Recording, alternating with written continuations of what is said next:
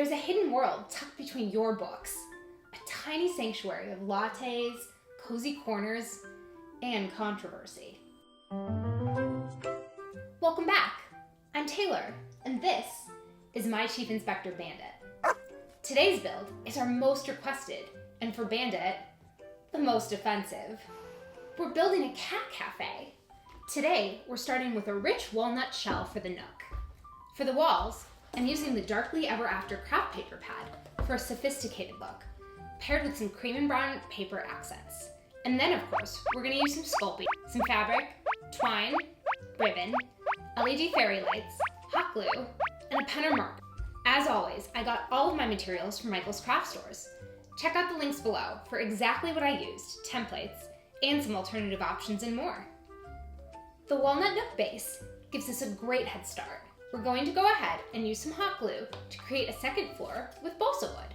So with our piece of balsa wood, we're going to cut out just a very small little rectangle, and that's going to be the opening that we can put a ladder through. The cats then can get from the bottom floor to the top. There we go.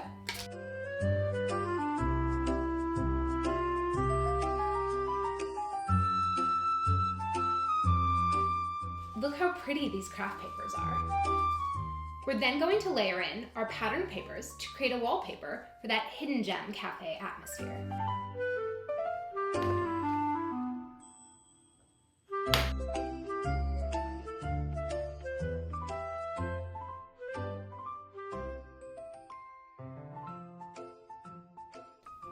Bandit, what do you think?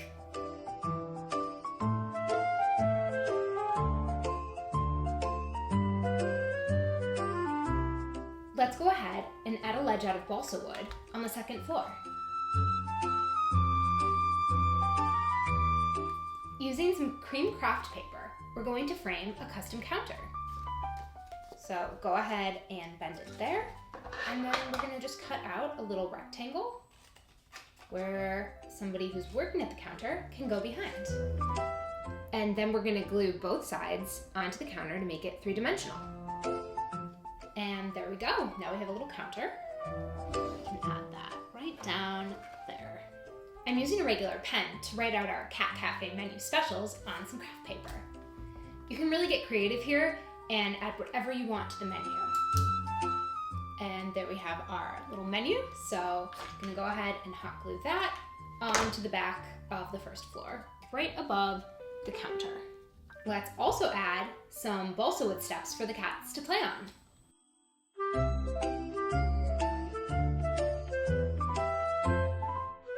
Next, we're going to create a ladder for the cats to get from one floor to the next. And we're going to use some twine and hot glue.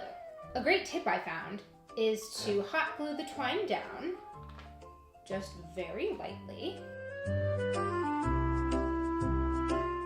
And after we've let that dry, we're going to go ahead and gently peel off each of the main parts. And we've got a little ladder. Senor, what do you think? And now that we have that little trapdoor, we can hot glue the ladder. Cute.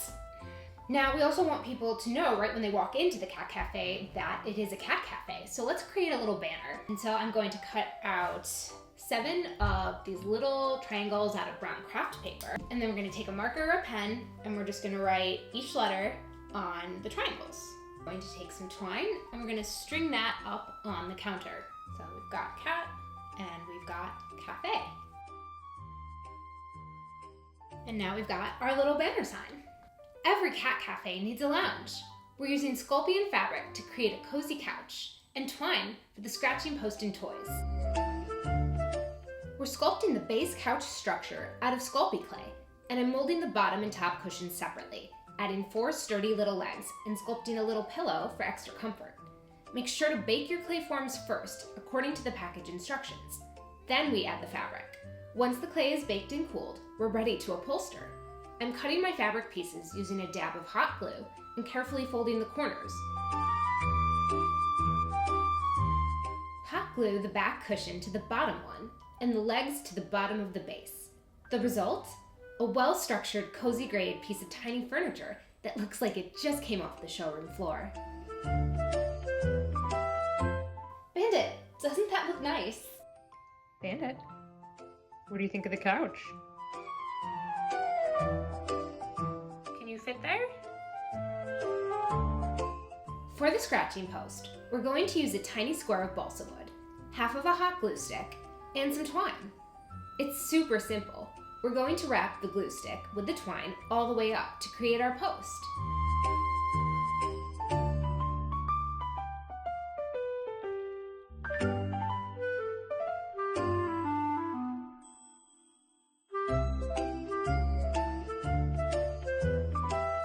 Time for the details.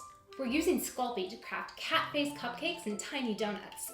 This clay holds detail perfectly at this scale. Don't forget to make a little latte. It is a cafe after all. Now for a real challenge, the Cat Cafe bakery items. We're working in miniature, so precision is everything. For the Cat Cafe cupcakes, I start with a tiny vanilla cupcake clay base and use pink clay to create the frosting. Using a needle tool or paper clip to get the texture I want, I then carefully add 2 tiny triangles for the ears, some eyes, and a nose. Next, we'll move on to the cat donuts. Start with the same clay base color and form a Cheerio-like object.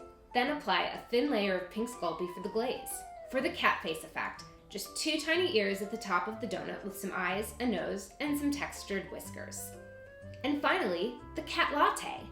I sculpt a tiny mug out of white clay, then fill it with brown clay to show the coffee. I then add 3 very tiny semicircles and use the tip of my needle tool to drag a line down the brown clay through the white to get a feathered latte effect.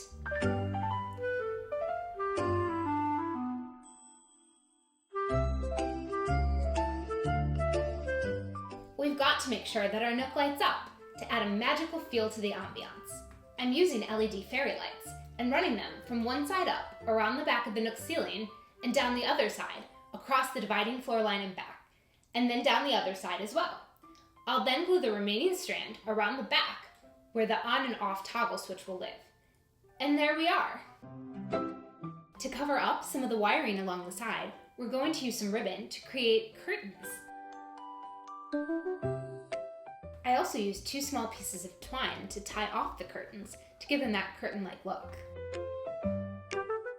I took one last piece of ribbon and I created a little hammock for one of the cats on the ceiling of the second floor. Finally, the stars of the show. We're sculpting 3 silly cats, Luna, Oscar, and Princess. I start by shaping a firm oval body and head for a potato-like form. Next, I attach the ears, add tiny microscopic bits of clay for the nose and eyes, and draw a little mouth.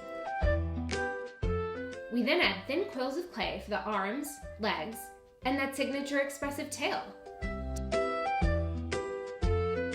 To get that realistic look, it's all about the texture. I use a needle tool or paper clip to gently texture the surface of the clay all over. This creates the illusion of soft matted fur.